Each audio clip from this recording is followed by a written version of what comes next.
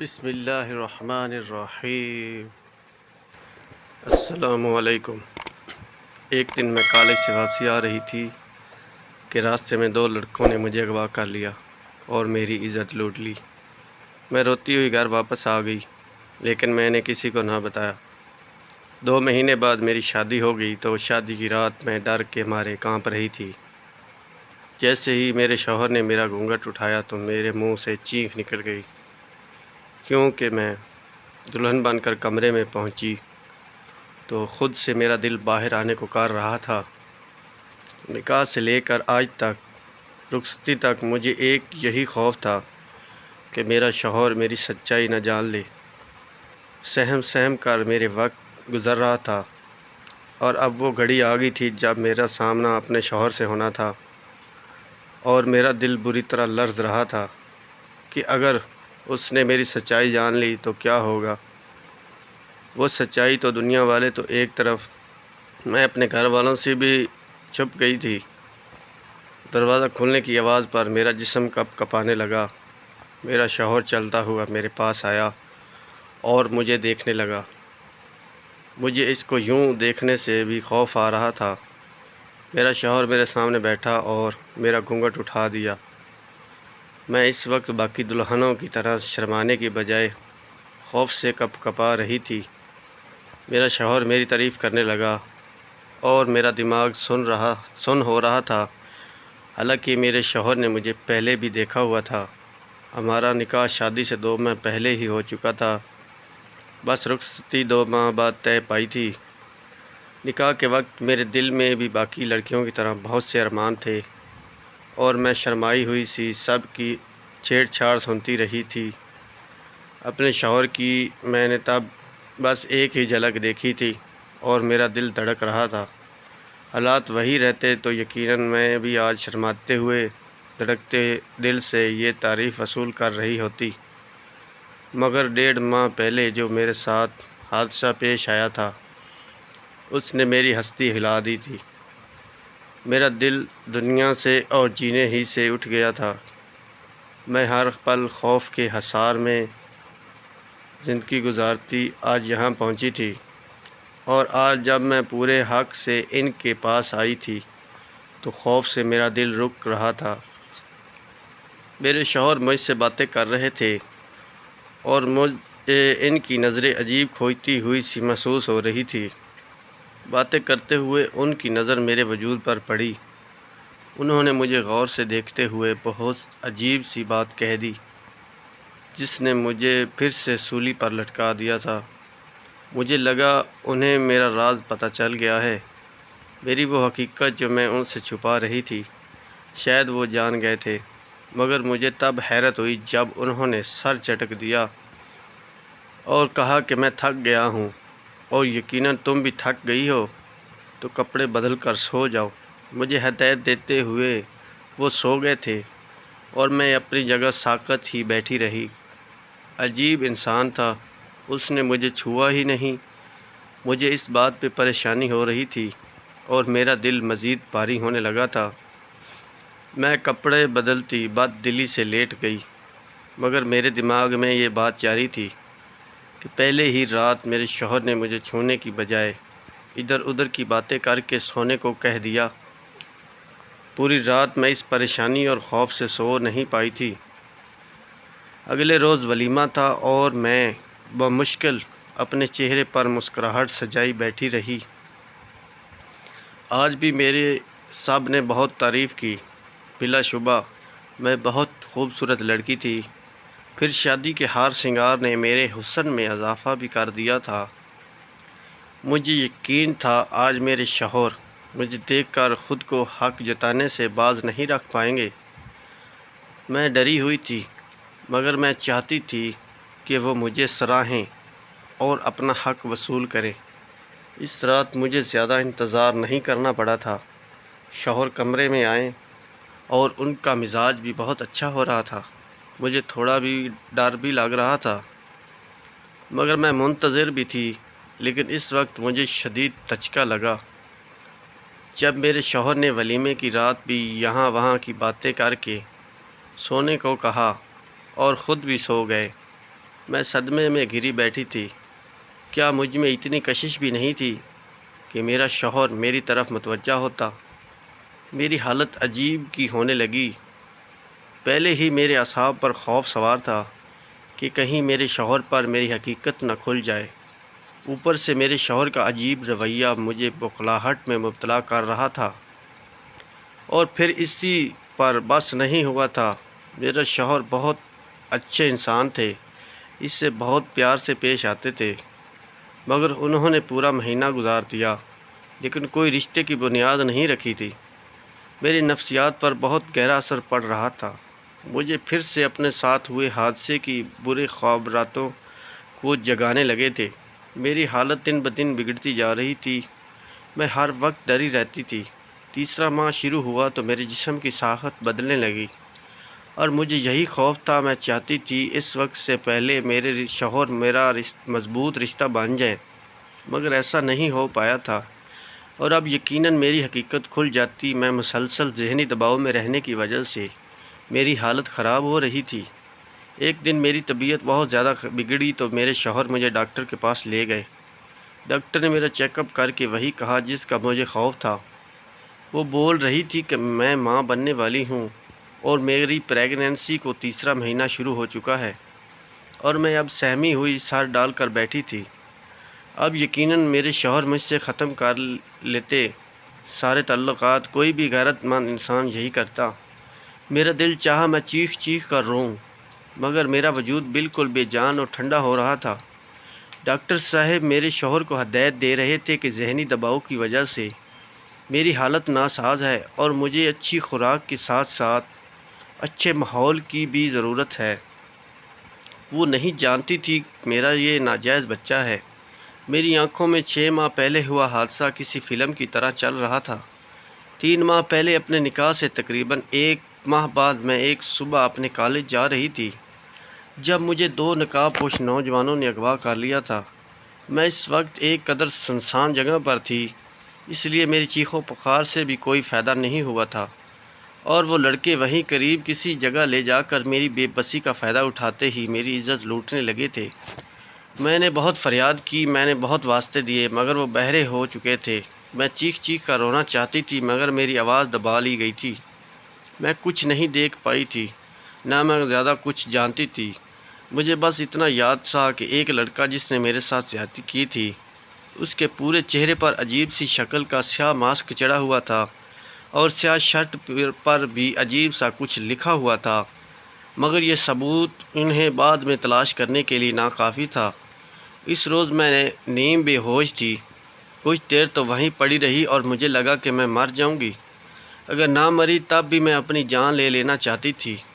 کچھ دیر بعد ان نقاب پوش لڑکوں نے مجھے اسی جگہ پر چھوڑ دیا جہاں سے وہ مجھے لے گئے تھے۔ میں خود کو سنبھالتی روتی دھوتی گھر پہنچی تو چھوٹی بہن کے علاوہ کوئی نہیں تھا۔ میں اپنے کمرے میں جا کر بند ہو گئی اور پھوٹ پھوٹ کر رونے لگی۔ مجھے غم اور پریشانی سے بخار ہو گیا تھا۔ راتوں کو میں ڈر جاتی ہوں اور مجھے خواب میں وہ نقاب پوش نظر آنے لگتے تھے۔ سسکتی تڑپتی آنکھوں میں رات کاٹ دیتی، مگر کبھی کسی کو بتانے کی ہمت نہیں کر پاتی تھی۔ گھر والے میرے خیال رکھتے تھے اور ایک ہفتہ بخار نے میرے چہرے کی رونق چھین لی۔ پھر آہستہ آہستہ میں سنبھلنے سے بخار کم ہو گیا تھا، مگر اس سے میں وہ قصہ دب گیا جو میرے ساتھ ہوا تھا۔ آہستہ آہستہ میں اس تکلیف دہ وقت سے نکلنے لگی اور میرا ان سیاہ خوابوں کا سلسلہ بھی بند ہو گیا۔ میں نے گھر والوں سے وہ بات چھپا لی تھی اور خود کو سنبھال لیا، مگر کچھ وقت مزید گزارا تو مجھے خود میں کچھ تبدیلی سی محسوس ہونے لگی۔ اکثر میرا سر چکرانے لگتا۔ مجھے یہ سب اس روز ہوتے ہوئے حادثے کا نتیجہ نہ ہو۔ میں چپ چاپ کالج سے لیڈی ڈاکٹر کے پاس چیک اپ کروا کر میں نے شدت سے دعا کی کہ ایسا نہ ہو جو مجھے خوف ہے، مگر شاید اللہ کو یہی منظور تھا اور میری رپورٹ کے مطابق یہی آیا کہ میں حاملہ ہوں۔ میں بہت روئی اور اللہ سے گلے کیسے کہ میرا ساتھ ایسا ہی کیوں ہوا۔ اب میں کہاں جاتی اور کیسے اپنی حالت کا ذمہ دار ٹھہراتی؟ میری بے گناہی اور پاکیزگی کا کون گواہ بنتا؟ میں جانتی تھی مجھے ہی گناہ گار سمجھا جاتا۔ گھر آ کر میں گم سم رہنے لگی۔ گھر میں امی ابو دونوں جاب کرتے تھے اور چھوٹی بہن ناسمجھ تھی۔ اس لیے بری حالت کو بیمار کا تصور کر لیا گیا۔ میری ذہنی حالت ابتر ہوتی جا رہی تھی۔ پھر شادی کا شور اٹھا تو میں سہم سی گئی تھی۔ کیا میرا شوہر مجھ پر یقین کرتا؟ کبھی نہیں۔ وہ مجھ سے رشتہ توڑ دیتا اور میں پورے خاندان میں بد کردار مشہور ہو جاتی۔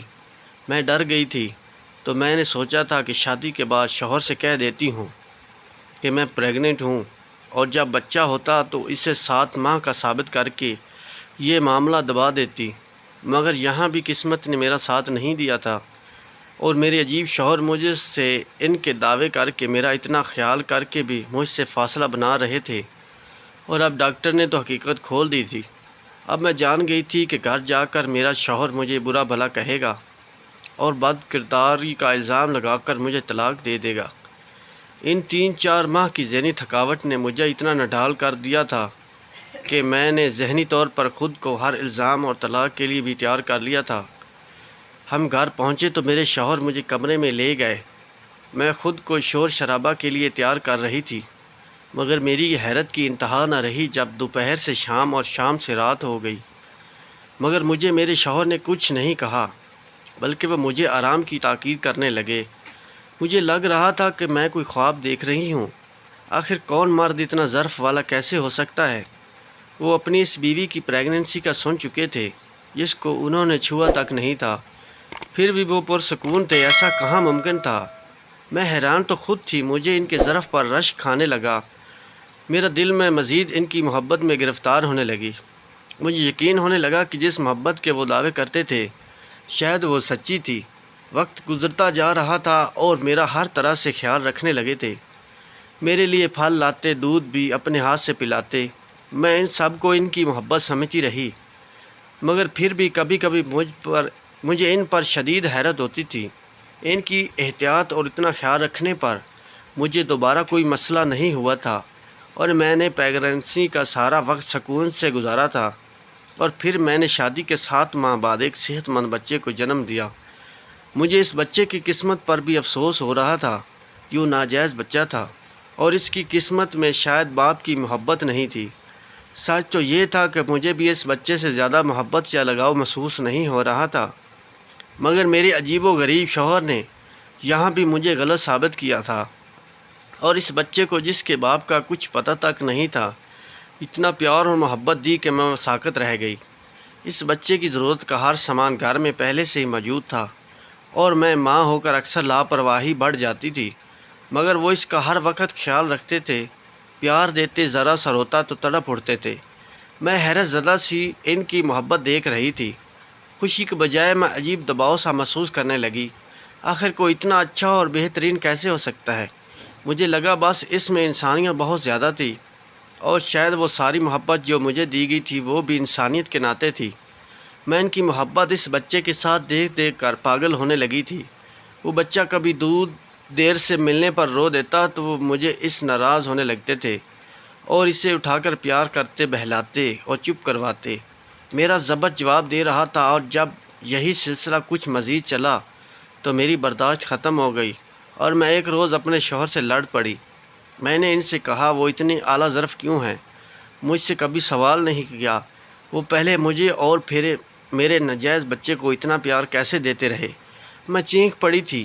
مجھے ان کا خیال رکھنا اور ہمیں پیار دینا الجھا رہا تھا۔ میرے لڑنے پر وہ خاموش نظروں سے مجھے دیکھنے لگے، مگر مجھے جواب نہیں دیا۔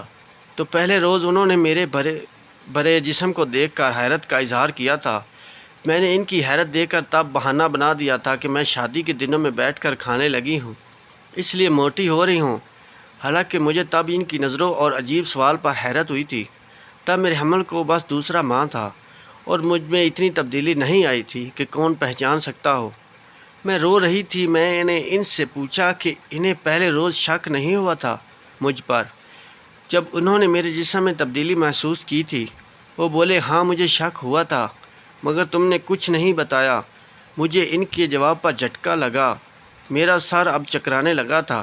مجھے احساس ہوا کہ میرا شوہر واقعی عجیب فطرت کے مالک ہیں۔ انہیں شک ہوا اور انہوں نے سوال نہیں کیا، پوچھا نہیں ایسا کیوں اور کب ہوا، جاننے کی کوشش تک نہیں کی، یا میرے ساتھ کیا ہوا، یا پھر میں نے ہی ان کے ساتھ بے وفائی کی۔ پوچھا کیوں نہیں؟ میرے جھگڑنے پر وہ بولے کہ میں آج تمہیں ایک حقیقت بتانا چاہتا ہوں۔ وہ سنجیدہ سے لگ رہے تھے۔ میں متوجہ ہوئی تھی۔ مجھے بھی اب ان کے رویے کی حقیقی وجہ جاننی تھی، اور میں اتنا تو سمجھ گئی تھی کہ کوئی ایسی بات ہے جس کی وجہ سے وہ ایسے تھے۔ کچھ ایسا تھا جسے انہیں اتنا عجیب بنا دیا تھا۔ اس روز انہوں نے مجھے اپنے ماضی کی جو سچائی بتائی وہ مجھے اندر تک ہلا کر رکھ دیا۔ انہوں نے بتایا کہ ان کی ماں کے ساتھ اس طرح زیادتی ہوئی تھی، اور جب ان کی شادی ہوئی تو وہ ماں بننے والی تھی۔ انہوں نے میرے باپ کو یہ سچ نہیں بتایا، بلکہ اس سچ کو اپنے اندر دبا کر رکھا تھا اور بیاہ کر کے آ گئی۔ جب شادی کے بعد میرے باپ کو یہ حقیقت پتہ چلی، بہت ہنگامہ کیا۔ انہوں نے میری ماں کو بد کرداری کے طعنے دیے اور بہت ذہنی اذیت دی۔ عجیب تو یہ تھی کہ وہ اپنی بیوی کو چھوڑنے کو تیار نہیں تھے۔ اپنی بیوی کو اپنائے رکھا، رشتہ قائم کیا، مگر بس اتنا ہی ظرف بڑھا کر پائے، اس سے زیادہ وہ نہیں کر پائے تھے۔ حالانکہ میری ماں کے ساتھ زیادتی ہوئی تھی اور ان کا کوئی قصور نہیں تھا۔ وہ میرے باپ کو طعنوں اور ڈانٹ پھٹکار سنتی رہی اور سہتی رہی۔ پھر میں پیدا ہوا۔ میں ناجائز بچہ تھا اور میرا مقام کسی جائز والا نہیں تھا۔ یہاں بھی میرے باپ نے ظرف بڑا کیا اور مجھے اپنا نام دیا، مجھے گھر میں رکھا، پڑھایا لکھایا، مگر ایک فرق رہ گیا تھا۔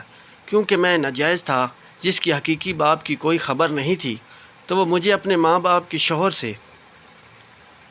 شوہر سے سکے باپ والی محبت نہیں ملی تھی۔ میرے پاس بظاہر دنیا کی ہر آسائش تھی، مگر ماں باپ کا مکمل پیار اور توجہ کبھی نہیں ملی تھی۔ پھر بھی میرے اور میرے بہن بھائی پیدا ہوئے، وہ میری ماں کی جائز اولاد تھی، وہ میرے باپ کی سکی اولاد تھی، اس لیے ان کا مقام الگ تھا، انہیں توجہ اور محبت ملتی، ان کی شخصیت بہترین تھی۔ میں یہ فرق دیکھ کر بڑا ہو رہا تھا اور میری ذات میں ایک بڑا خلا رہ گیا تھا۔ میرے اندر بہت سی برائیاں جنم لینے لگی، میرے اندر عورت کے خلاف زہر بھر گیا تھا۔ میں اپنی ماں سے اکثر لڑتا تھا، جب اپنی ماں سے یہ گلہ کرتا تھا کہ جب شادی سے پہلے ان کے ساتھ زیادتی ہوئی تو انہوں نے میرے باپ کو کیوں نہیں بتایا۔ انہیں چاہیے تھا کہ وہ اپنے ہونے والے شوہر کو پہلے سچائی بتاتی اور ان کو فیصلے کا حق دیتی۔ میری نظر میں میری ماں کے شوہر کا قصور نہیں تھا۔ میری ماں نے ان سے چھپا کر ان کے ساتھ زیادتی کی تھی، ان کے ہاتھ باندھ دیے تھے۔ حالانکہ اس مرد میں اتنا ظرف تھا کہ اس مظلوم تھی، پھر کیوں خوف زدہ تھی؟ کیا بات تھی آخر؟ کیوں میری ماں والی تھی؟ بیوقوفی دہرائی۔ میں ان کے سوالات پر نڈھال سی ہو گئی۔ میں انہیں کیا بتاتی کہ عورت صرف الزام تراشی سے ڈرتی ہے؟ مجھے بھی یہی خوف تھا، مجھے پر یقین نہیں کیا جائے گا۔ میرے پاس کوئی ثبوت نہیں تھا، اور میں انہیں کیا بتاتی کہ آج کے دور میں ایسے اعلیٰ ظرف بھی تو بہت کم رہ گئے ہیں۔ لوگ تو ایک چھوٹے الزام پر رشتے توڑ دیتے ہیں، پھر تو خود پر وہ سب جھیل چکی تھی۔ میں نے ان کی ضد پر انہیں کہا کہ مجھے کیا خبر تھی مجھ پر یقین کریں گے یا نہیں۔ کاش وہ تب سوال کر لیتے تو میں خود بتا دیتی سب، میں کچھ بھی نہ چھپاتی۔ مجھے اندازہ ہوتا کہ میرا شوہر اتنا ظرف والا ہے تو میں اتنی ذہنی اذیت کیوں اٹھاتی ہوں۔ میرے رونے پر میرے شوہر نے میرا ہاتھ تھام کر مجھے کہا کہ اب یاد رکھنا، مجھے تم پر یقین ہے اور اب زیادہ مت سوچنا۔ میں انہیں شکر بھری نگاہوں سے اپنی دل ان کی محبت پر خوشی سے دھڑک اٹھا تھا۔ مجھے لگا آج سب کچھ واضح ہو چکا ہے۔ مجھے لگ رہا تھا میں نے اور میرے شوہر نے اپنی اپنی ذات کا ہر پہلو اور اپنی ماضی کی ہر سچائی ایک دوسرے کو بتا دی ہے، مگر میں غلط تھی۔ ابھی تو میں بہت سی سچائیوں سے نا واقف تھی، ابھی تو میرے سر پر آسمان گرنا باقی تھا، اور میں نے ان سب بے خبر خوش ہو گئی تھی۔ اتنی میری زندگی اپنے شوہر سے اچھی اور پرسکون گزرنے لگی۔ اب میرا اعتبار اپنا شوہر پر کچھ ایسے قائم ہو گیا تھا کہ میں اپنی ہر ایک بات انہیں بتانے لگی۔ میں اپنے بچے کو بھی پیار دینے لگی تھی، اور کچھ عرصے بعد مجھے دوبارہ سے ماں بننے کی خوشخبری ملی تھی۔ اس دفعہ یہ فرق تھا کہ میں بھی اس خوشی کو کھل کر محسوس کر رہی تھی، اور میرے شوہر کے رویے میں تو کافی بدلاؤ آیا ہی نہیں تھا۔ وہ اس بار بھی ویسے ہی خیال رکھ رہے تھے جیسا پہلے رکھا تھا۔ وہ مجھے زیادہ کام بھی نہیں کرنے دیتے تھے۔ میں ان سے چھپ کر تھوڑا भर काम कर लेती हूँ, वरना उन्होंने काम वाली रख दी थी। एक दिन काम वाली मेरे बड़े बेटे को संभालने बैठी थी और मैंने सोचा कि मैं स्टोर रूम से सामान निकाल लूँ। वो सारा सामान जो बड़े बेटे के पैदा होने के बाद ज़रूरत पड़ता, जब वो इन हुआ तो मेरे शौहर ने वो सब स्टोर में रख दिया था। मुझे अब सिर्फ़ 1 माह बाकी था और मैंने सोचा कि सामान वगैरह उठाकर पहले से चेक कर लूँ। मैं स्टोर की लाइट ऑन की, किसी पुराने एक संदूक खोलकर सारा सामान निकाल रही थी, जब मुझे एक कदर ने संदूक सबसे आखिर में एक पुराना शॉपर मिला। मैंने भी वो उठाकर सामान में रखा और काम वाली को बुलाकर वो सारा सामान मेरे कमरे में ले जाने को कहा। वो सर हिलाकर सारा सामान उठाने लगी और मेरे कमरे में जाकर बेड पर बैठ गई और काम वाली ने वो शॉपर लाकर मेरे सामने रखी। मैं सामान निकाल कर देख रही थी। जब मेरे सामने वो शॉपर आ गया, मैंने इसे खोला और इसके अंदर से जो सामान निकला वो मेरी रूह फना कर गया। मैं सर ता पैर कँपा गई थे, मेरा दिल डूब रहा था। मैं यकीन करने को भी ना दे सकी। अब तक मुझे इसका दुख हो रहा था। इस बच्चे ने अब तक नाजायज़ ही जैसा वक्त गुजारा था।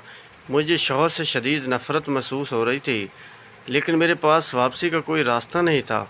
वो नफसियाती मरीज़ था और कुछ भी इसके ऊपर जो गुजरी, जिस तरह इस बच्चे का बचपन गुजरा, इन सब हालात में से इसे जहनी मरीज़ बना दिया। मैं इनके बचपन के हालात को सोच रही थी कि अगर मैं इन हालात से गुजरती तो शायद मैं भी इस तरह जहनी मरीज़ बन जाती, क्योंकि जब से मेरे साथ वो हादसा हुआ था तब से मेरा जहनी मरीज़ बनने में कोई शक नहीं था। अगर मुझे हकीकत मालूम ना हो जाती, आज मैं रो रही थी, बहुत रो रही थी। मैं जैसे आला ज़रा समझती रही मेरी बर्बादी का ज़िम्मेदार वो खुद था और मैं इससे भी पहले की तरह बेबस थी और इसके साथ रहने पर मजबूर थी, क्योंकि मैं इसके बच्चों की माँ थी और अपने बच्चों को छोड़कर मैं इन्हें इनके बाप जैसा नहीं बनाना चाहती थी। तो दोस्तों, ये थी आज की हमारी कहानी। उम्मीद है आपको आज की कहानी पसंद आई होगी। कहानी अच्छी लगे तो इसे लाइक और शेयर ज़रूर कीजिए और हमारा चैनल को ज़रूर सब्सक्राइब कीजिए, ताकि हर आने वाली वीडियो का नोटिफिकेशन बर वक्त मिल सके। शुक्रिया।